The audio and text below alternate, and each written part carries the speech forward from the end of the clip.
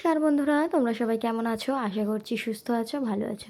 তো আমিও ভালো আছি। বছরের প্রথমেই তোমাদেরকে জানাই নতুন বছরের অনেক অনেক প্রীতি শুভেচ্ছা ও ভালোবাসা। নতুন বছরটা তোমাদের খুব ভালো কাটুক। তো পুরাতন বছরকে ফেলে নতুন বছরে পা দেওয়া, অনেক কিছু শিখতে হবে, অনেক কিছু আয়ত্ত করতে হবে, জানতে হবে।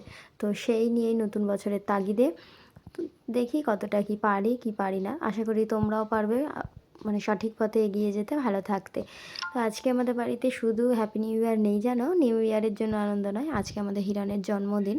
তো সেই জন্যই আনন্দটা একটু বেশি, বলতে পারো ডাবল হয়ে গেছে। তো আজকে দায়িত্ব এসে পড়েছে আমার কাঁধে যে ওর জন্য ভাজাগুলো, 5 রকম ভাজা আর পায়েসটা, চাটনি, এসবগুলো আমাকে করতে হবে। ওদিকে দিদিভাই রান্নাগুলো করছে। আজকে রান্নার মেনুতে ছিল ফ্রাইড রাইস আর মাংস।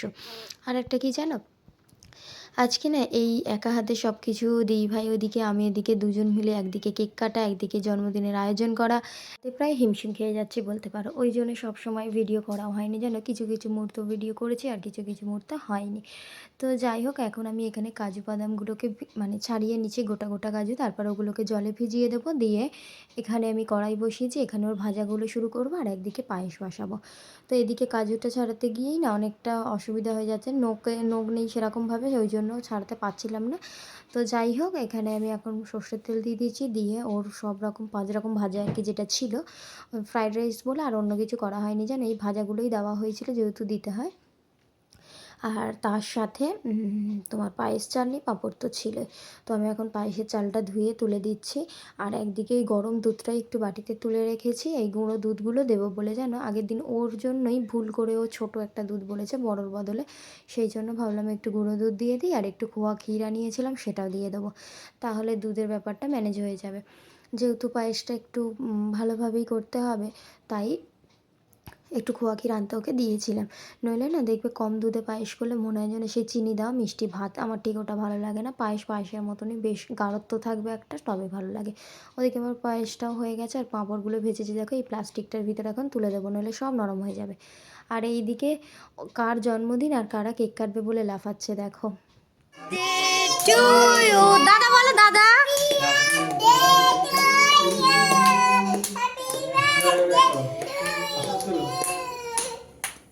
ওরা দুই বোন দেখো, যেন ওরাই আনন্দে আত্মহারা হয়ে যাচ্ছে। আর মোমবাতিটা না ঠিক ওর বয়স অনুযায়ী পায়নি বলে এই 4টে মোমবাতি আর কি লাগিয়ে দেওয়া হয়েছিল।